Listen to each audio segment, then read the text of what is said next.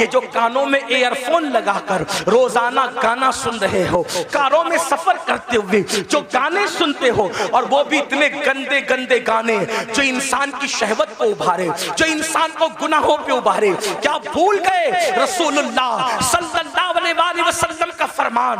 अल्लाह के रसूल फरमाते हैं बारिश के बरसने पर जैसे सब्जा पैदा होता है, वैसे म्यूजिक की आवाज की वजह से इंसान के दिल में निफाक पैदा होता है।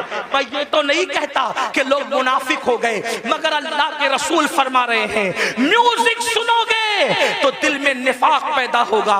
और निफाक किसको कहते हैं? जबान पर कलमा है और दिल में कुफ्र है, ये निफाक है। निफाक किसको कहते हैं? कि जबान पे कलमा हो और दिल में कुफ्र हो। और ये किससे पैदा होता है? ये म्यूजिक की वजह से। बताओ, शादियों में म्यूजिक बजाते हो, गाड़ियों में म्यूजिक बजाते हो, और अल्लाह अकबर रात के 2-2, 3-3 बजे तक म्यूजिक में डूबे रहते हो। जानते हैं म्यूजिक का अंजाम क्या है? अल्लाह के सच्चे रसूल तुम्हारे और मेरे आका मुस्तफा जाने रहमत सल्लल्लाहु अलैहि वसल्लम फरमाते हैं जिसने दुनिया में म्यूजिक की आवाज सुनी होगी, जिसने दुनिया में गानों की आवाज सुनी होगी, क़यामत के दिन उसके कान में शीशा पिघला करके डाला जाएगा। ऐ मेरी कौम के जवानों, अपने घर के गरम के हुए तेल को अगर कान में डालो और तेल ज्यादा गर्म हो जाए तो आदमी उसको बर्दाश्त नहीं कर पाता। अपने आप पे रहम करो, तुम मुसलमान हो मुसलमान। नबी ने जो कह दिया वो हक है, नबी ने जो कह दिया वो सच है। जहन्नम की आग से, जहन्नम की आग पर पिघलाया हुआ शीशा जब कानों में डाला जाएगा उस वक्त क्या बनेगा? मुसलमान होना, कलमा पढ़ा हो, कलमा पढ़ा है ना, तो कलमे का तकाजा तो पूरा करो। यजीद और हुसैन में फर्क क्या है? यजीद कलमा पढ़ के कह रहा है सब चलता है, और हुसैन की फिक्र ये है सब नहीं चलेगा, सिर्फ मेरे नाना की शरीयत चलेगी। सुभान अल्लाह, सुभान अल्लाह। अब जाजपुर वालों मुझे बताओ, तुम कौन से मुसलमान बनना चाहते हो? यजीद की फिक्र वाले या इमाम हुसैन की फिक्र वाले? इमाम हुसैन की। यजीद कह रहे कलमा पढ़ो सब चलेगा, हुसैन पाक कहते सब नहीं चलेगा, सिर्फ मेरे नाना की शरीयत चलेगी। किसके साथ हो?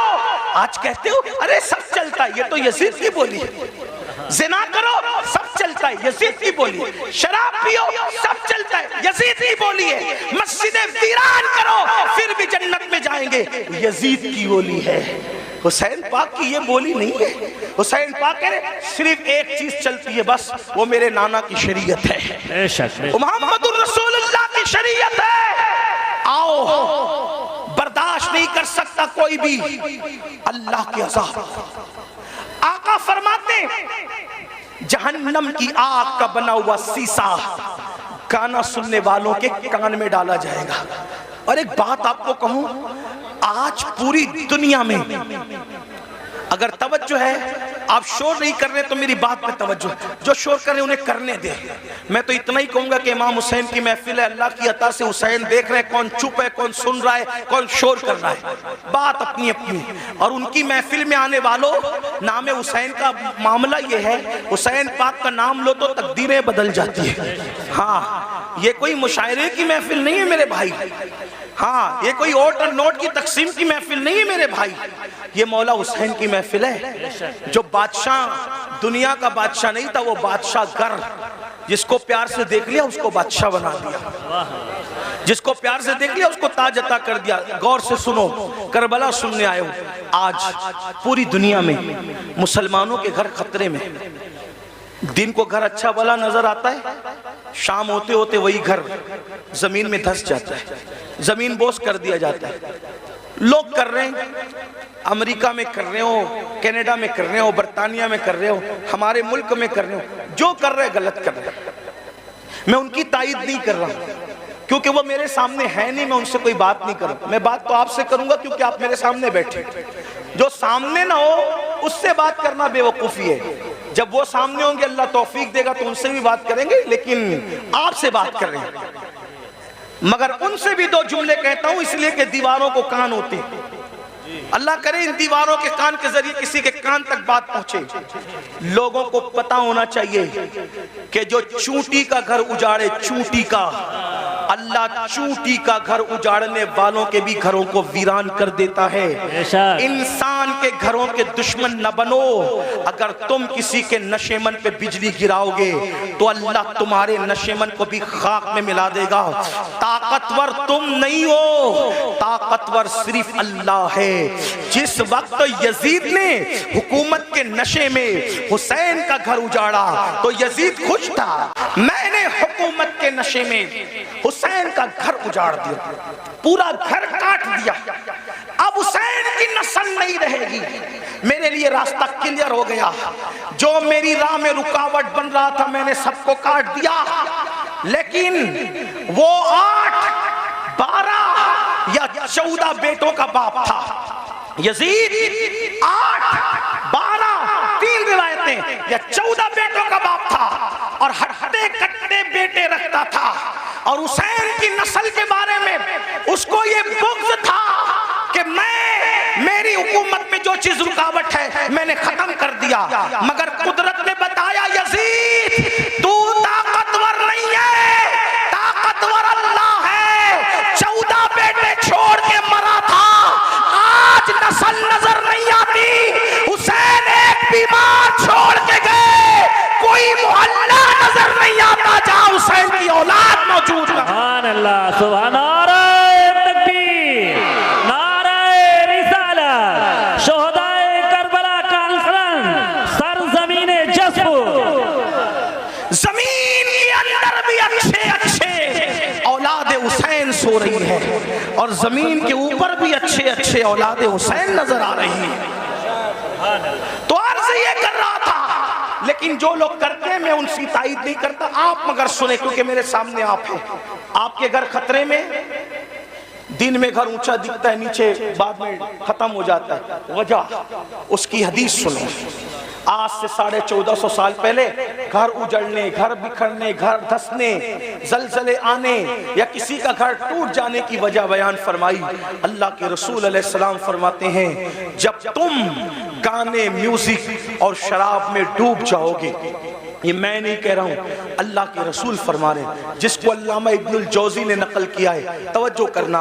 आका इरशाद फरमाते हैं कि जब तुम गाने और म्यूजिक के अंदर और शराब के अंदर डूब जाओगे तो अल्लाह रातों रात तुम्हारे घरों को जमीन में धंसा देगा। रातों रात तुम्हारे घर जमीन में धंस जाएंगे। आज 16, 17 साल की उम्र के मेरे नौजवान फिल्म देखकर, सीरियल देखकर नशे की तरफ जा रहे हैं, म्यूजिक की तरफ जा रहे हैं। जिना फैशन हो चुका है। इमाम हुसैन इसी के खिलाफ तो खड़े हुए थे। अगर ये सब करते हो तो हुसैनी नहीं हो तुम, चाहे जो बन जाओ। मैं किसी एक को नहीं कह रहा हूं, अपने आप में डूब कर सोचो। अगर मस्जिद को तुमने वीरान कर दिया, अल्लाह के घर को वीरान कर दिया, फजर की नमाज में सोते पड़े हो, तो आप 7 समंदरों का भी शरबत बना लो। तवज्जो करना, लोगों को मेरे जुमले तल्ख लगते हैं, लेकिन कोई कुछ कहे मेरे बारे में हकीकत है। 7 समुंदरों का शरबत बना लो, इमाम हुसैन के नाम पे बांट दो। लेकिन अगर तुम दीन मिटाओगे और शरबत बनाओगे तो इमाम हुसैन उस शरबत को कबूल नहीं करेंगे, बल्कि उस शरबत को तुम्हारे मुंह पे मार दिया जाएगा। लेकिन अगर तुमने बिल फर्ज सारी जिंदगी शरबत बनाया भी नहीं, शरबत पिलाया भी नहीं, हत्ता के शरबत का नाम भी नहीं लिया, लेकिन इमाम हुसैन जिस दीन को बचाने चले थे, अगर उस दीन की हिफाजत के लिए तुमने कुर्बानी दी तो इमाम हुसैन क़यामत में तुम्हें सीने से लगाएंगे। मेरे अजीज, मेरे भाई, आओ इमाम हुसैन के मिशन की तरफ तवज्जो करें। तो अर्ज ये कर रहा था, आजकल 16, 17 साल की उम्र के मेरे नौजवान इसी तरह शराब की तरफ, जिना की तरफ, जराइम की तरफ, म्यूजिक और गानों की तरफ जा रहे हैं, मस्जिदों को वीरान कर चुके हैं। मेरे अजीज भाई, अल्लाह के अजाब को दावत न दे, अल्लाह के गजब को दावत न दे। ये जो आप सोचते हैं ना कि हम लोग कुछ भी करेंगे जन्नत में चले जाएंगे, हम कुछ भी करेंगे हम आखिरत में कामयाब हो जाएंगे, मेरे भाई मेरे अजीज, ये दुनिया है दुनिया, ये दुनिया मक्कार है, ये दुनिया गद्दार है, ये दुनिया बेवफा है। इस दुनिया से दिल न लगा, तू कुछ भी कमाएगा, तू कुछ भी कमाएगा, तू कितना भी जमाएगा, मगर याद रखना अगर तूने आखिरत की तैयारी न की, अगर तुमने आखिरत की तैयारी न की, सब दुनिया ही के अंदर धरा के धरा रह जाएगा। कुरान कहता है ला तंसा नसीबक मिनद दुनिया, दुनिया से अपने नसीब का मत भूल। मेरे भाई, क्या तू मेरे आका की वो हदीस भूल चुका है? अल्लाह के रसूल ने फरमाया जिसने दुनिया के अंदर शराब का सिर्फ एक घूंट पिया होगा, जब वो मर के कब्र में जाएगा तो उसका मुंह सूअर की तरह कर दिया जाएगा या बंदर की तरह कर दिया जाएगा। आओ मेरे भाइयों, एक बुजुर्ग के हाथ पर, एक बुजुर्ग के हाथ पर एक कफन चोर ने तौबा की थी। अल्लाह अकबर, दिल के कानों से सुन लेना, एक कफन चोर ने एक बुजुर्ग के हाथ में तौबा की थी। उस बुजुर्ग ने उस कफन चोर को तौबा करवाई और तौबा करवाने के बाद कफन चोर से पूछा, ऐ कफन चोर, अब तू मेरे हाथ में तौबा कर चुका है, तूने कितने कफन चुराए? उसने कहा हुजूर, मैंने तो हजारों मुर्दों को नंगा किया, उनके कफन चुराए। मुसलमानों के कफन चुराए? जी मुसलमानों के कफन चुराए। तो उस बुजुर्ग ने कहा सच सच बताना, ऐ कफन चोर, सच सच बताना कि तूने जब मुर्दों के कफन चुराए तो कितने मुर्दे थे जिनके चेहरे मरने के बाद कब्र में किबले की तरफ थे? ध्यान से सुनना, तवज्जो से सुनना, थोड़ा मिंबर वालों से भी तवज्जो चाहता हूँ, बात न करें, बहुत नवाजिश होगी आपकी। मैं आपकी मालूमात में इजाफा नहीं कर सकता, लेकिन आपकी दुआएं जरूर ले सकता हूं, आपकी भी तवज्जो चाहता हूं। मेरी बात गौर से सुने, मैं एंड की तरफ बात को लेकर के जा रहा हूं, ध्यान से सुनो। कफन चोर से बुजुर्ग ने पूछा, तूने हजारों मुसलमानों के कफन चुराए, ये बता कितने मुसलमान थे जिनके चेहरे किबले की तरफ थे और कितने मुसलमान थे जिनके चेहरे किबले से फिरे हुए थे? तो उसने कहा हजरत अल्लाह की कसम खा के कहता हूं, अब तो मैं आपके हाथ पे तौबा करके नेक बन चुका हूं। अगर मैंने 100 मुर्दों की लाश को खोला, 100 मुर्दों की कब्रों को खोला और उनकी लाश को मैंने नंगा किया, तो 100 मुर्दों में से 99 मुसलमान ऐसे थे जिनके चेहरे किबले से फिरे हुए थे। 100 मुर्दों में से 99 मुर्दे ऐसे थे जिनके चेहरे किबले से फिरे हुए थे। एक मुसलमान मिलता था 100 में एक जिसका चेहरा किबले की तरफ होता था। उस बुजुर्ग ने अपने पीरो मुर्शिद को खत लिखा, हुजूर ये बताएं, अल्लाह अकबर, हुजूर ये बताएं, हुजूर ये बताएं कि मरने के बाद लोगों के चेहरे कब्रों में क्यों फिर जाते हैं, कब्रों में क्यों फिर जाते हैं? बुजुर्ग ने लिखा, बेटा जो लोग दुनिया में रसूलुल्लाह की सुन्नत से मुंह फेर लेते हैं, जो लोग दुनिया में रसूलुल्लाह की सुन्नत से मुंह फेर लेते हैं, मरने के बाद उनके चेहरे किबले की तरफ नहीं होते। ऐ मेरी कौम के जवानों, क्या डर नहीं लगता, क्या कब्र में नहीं जाना कि जब सुन्नत से कोई मुंह फेरे तो उसका चेहरा मरने के बाद किबले की तरफ नहीं होगा? अब आप क्या समझते, कहते अब मौलाना अल्लाह रहीम है, अल्लाह करीम है, सत्तार है, गफ्फार है। अरे ये बात मौलाना को आपसे ज्यादा समझती है कि अल्लाह रहीम है, करीम है, सत्तार है, गफ्फार है। लेकिन आपको पूछना चाहता हूँ, आप मुझे बताएं कि आप और हम अगर जराइम करें तो अल्लाह गैरत वाला, वो रहम वाला है तो वो गैरत वाला भी है। मेरे भाई, उसकी गैरत की तरफ तवज्जो क्यों नहीं करते? सिर्फ सुन्नत छोड़ने पर जब वो मुंह किबले की तरफ रखना गवारा न करे तो वो जन्नत के अंदर कैसे दाखिल करेगा? उसकी खुफिया तदबीर से डरो। ये दुनिया में पहली और आखिरी बार आए हो। मुशरिकीन को देखकर, मुनकरीन इस्लाम को देखकर उनकी तरह नंगा नाच न करो, उनकी तरह जुल्म न करो कि जब इंसान सुन्नत से मुंह फेर ले तो अल्लाह तबारक व तआला उसका मुंह काबे की तरफ रखना गवारा नहीं करता। काबे की तरफ मुंह रखना गवारा नहीं करता, अल्लाह जन्नत में उसको कैसे डालेगा? ये दुनिया है। इस दुनिया में आदमी जितने चाहे जराइम कर ले और फिर अल्लाह अकबर, जो गुनाहे कबीरा है, गुनाहे कबीरा, उसमें खास तौर पर हराम लुक्मे का खाना और उसी के साथ नशा करना, शराब पीना। आज नशा मुस्लिम सोसाइटी के अंदर सोची समझी साजिश के तहत प्रमोट किया जा रहा है। कौन लोग प्रमोट कर रहे हैं हमें नहीं पता। इंशाअल्लाह हमारे मुल्क की जो इदारे हैं, जासूस इदारे, वो उसकी तहकीक करेंगे कौन है दुश्मन मुल्क और मिल्लत का। ये बात तय होगी बाद में, लेकिन खास तौर पर मुस्लिम समाज में नशे को प्रमोट किया जा रहा है। जो बाप हैं, जो सरपरस्त हैं, जो जिम्मेदार हैं, वो ध्यान से सुने कि बाज़ाब्ता तौर पर वो बच्चे जो अच्छे ज़हीन बच्चे हैं, जो तालीम के लिए बहुत ज्यादा होशियार हैं, ऐसे बच्चों को टारगेट किया जाता है और उनको पहले फ्री में एमडी और उस जैसी दवाइयां चटाई जाती है, उनसे पहले दोस्ती की जाती है, फिर उनको वो चटाया जाता है। एक दो बार जब इंसान उसको चाटता है और फिर नींद गहरी आती है और उसके जो असरात होते हैं, फिर इंसान अब उसको हासिल करने की कोशिश करता है, तो फिर महंगे से महंगे दाम में उसको बेचा जाता है। तो पैसा भी बर्बाद, जिंदगी भी बर्बाद। ऐ मुसलमानों, अपने बच्चों को कीमती से कीमती लिबास दो, अपने बच्चों को अच्छे से अच्छा खिलाओ, अपने बच्चों के हर शौक पूरे करो, लेकिन उस पर औकाब की तरह नजर रखो कि तुम्हारे बच्चे किसकी सोहबत में बैठते हैं, किसके पास बैठते हैं, किसके साथ रहते हैं। याद रखना, मुसलमानों के टैलेंट से लोगों को बहुत खौफ है, इसलिए कि ये मुल्क ही नहीं बल्कि दुनिया के तमाम ममालिक पर अगर सैकड़ों साल अगर किसी ने हुकूमत की है तो वो सिर्फ ला इलाहा इल्लल्लाह पढ़ने वाली कौम है। मुसलमानों को हुकूमत करने का शऊर आता है, मुसलमानों को सियासत करने का शऊर आता है, मुसलमानों को तिजारत करने का शऊर आता है। दुनिया जानती है जिस दिन मुसलमान तिजारत की मंडी में डट जाएगा, किसी माँ ने ऐसा लाल पैदा नहीं किया जो वो मुसलमान का मुकाबला कर सके। जब हम ताजिर थे हमारे मुकाबले में कोई ताजिर नहीं था, जब हम सियासत कर रहे थे हमारे मुकाबले में कोई सियासतदान नहीं था, हम इल्म के मैदान में डटे थे हमारे मुकाबले में कोई नहीं था।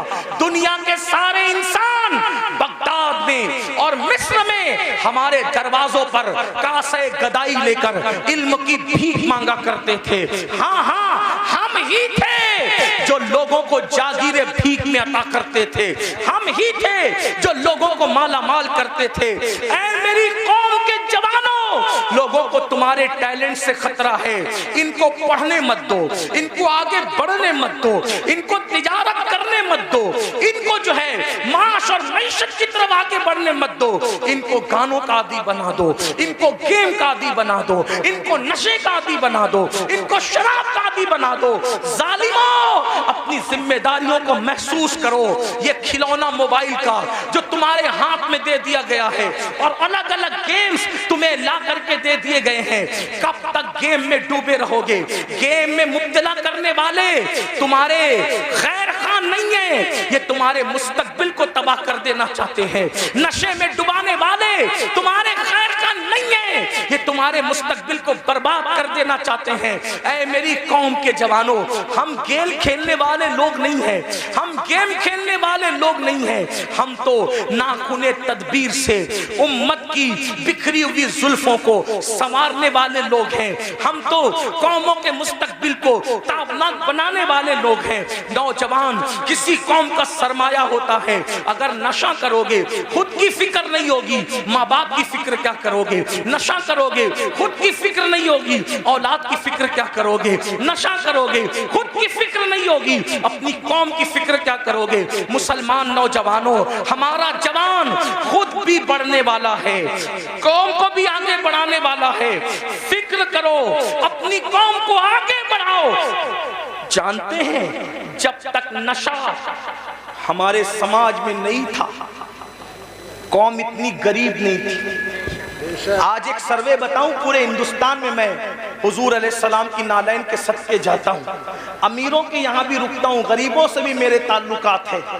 आपको बताऊं, आज हर बाप की शिकायत ये है कि बूढ़ा बाप कमा रहा है, जवान लड़के नहीं कमा रहे। जवान लड़के फजूल घूमते हैं, टी शर्ट पहन लिया, जींस पहन लिया, अच्छी बाइक पर, नंगा नवाब, किले पे घर, यानी उसके जैसा कोई नहीं। मुसलमानों, अपने बूढ़े बाप पे बोझ मत बनो। गेम की वजह से, नशे की वजह से, फजूल दोस्तों की वजह से जो जवान अपने माँ बाप पे बोझ है, उसका तो कोई शुमार ही नहीं। अगर नफली नमाजें भी तुम्हें अपने माँ बाप पे बोझ बना दे, इस्लाम उसको भी पसंद नहीं करता।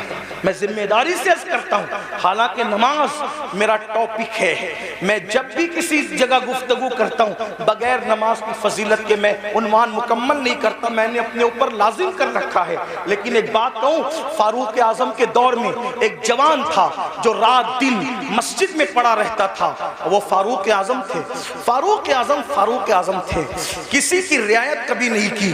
फारूक आजम ने देखा एक जवान है, रात दिन मस्जिद में पड़ा रहता है। उसको पूछा, तू रात दिन मस्जिद में पड़ा रहता है, तेरे घर का खर्चा कैसे चलता है, ये बता, तेरे घर के अखराजात कैसे निकलते हैं? तो उसने क्या कहा, हजरत मेरा एक भाई है और वो मेरी तरह मस्जिद में पड़ा नहीं रहता।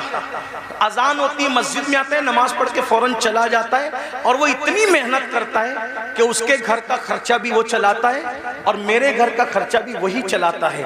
हम दोनों का बोझ वो उठाता है। फारूक आजम ने कहा, कयामत के दिन तुझसे बेहतर दर्जे में जन्नत में तेरा भाई रखा जाएगा।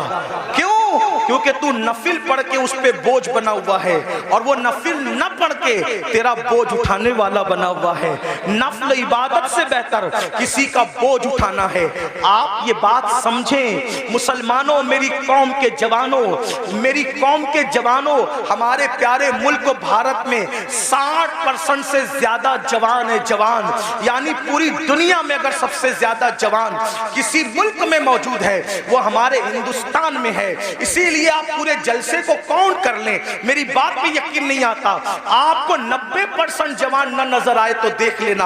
आप देखिए तो आप सब जवान हो, सब के सब जवान हो।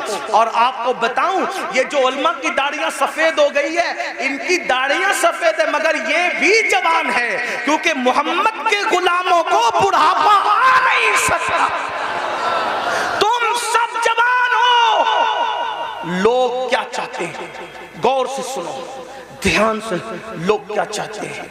दो चीज, मुसलमानों को जाहिल करो और इनको गरीब करो। गरीब करो, जाहिल करो, फिर क्या होगा? गुर्बत कभी कभी इंसान को कुफ्र तक ले जाती है। जब ये गरीब हो जाएंगे, एक हाथ से रोटी देंगे और उसके बाद कहेंगे ईमान बेचो, ईमान खरीद लेंगे रोटी के टुकड़े पर। अब बिलाल जैसा इनमें थोड़ी मौजूद है जो पिट कर भी दीन पे कायम रहे। जो कौम गाने की दहलीज पर ईमान का सौदा कर सकती है, वो कौम क्या रोटी के टुकड़े पे ईमान का सौदा न करेगी? इसलिए मुसलमानों को गरीब बनाना चाहते हैं। और दूसरी चीज, जाहिल बना दो, अनपढ़ बना दो, इनको पढ़ने मत दो। आप देख लें, आज हमारे बच्चे 10वीं से आगे नहीं बढ़ पा रहे, 9वीं से आगे नहीं बढ़ पा रहे। थोड़ी थोड़ी सी तालीम हासिल करते हैं और फीस नहीं है इसलिए पीछे हट जाते हैं। कॉलेज महंगी है, पीछे हट जाते हैं। तालीम महंगी, पीछे हट जाते हैं। मैं कहता हूं, अपने बच्चों को तालीम अधूरी से पीछे हटाने वालों, ये क्यों कहकर शोरूम से वापस नहीं आते कि कपड़े महंगे हैं, तालीम महंगी है, ये कहकर अपने बच्चों को ड्रॉप आउट कर लेते हो। आप हजरात ये कहकर बच्चों के कदमों को पीछे हटा लेते हो। मैं कहता हूं, 1000 बार शोरूम से वापस आना पड़े कि मोबाइल महंगा है, मैंने नहीं खरीदना, कपड़े महंगे, मैंने नहीं खरीदना, जूते महंगे, मैंने नहीं खरीदना। लेकिन तालीम महंगा करने वाला कितना भी महंगा कर दे, कितना भी महंगा कर दे, कितना भी महंगा कर दे, इल्म छोड़ूंगा नहीं। क्यों? क्योंकि मेरे नबी ने फरमाया, आका का फरमान सुनो, क्योंकि मेरे नबी ने फरमाया, इल्म अगर सुरैया पे होगा तो मेरी उम्मत का बंदा वहां से भी इल्म लेकर आएगा। गोया के बताया जा रहा है, तालीम को महंगा करने वाले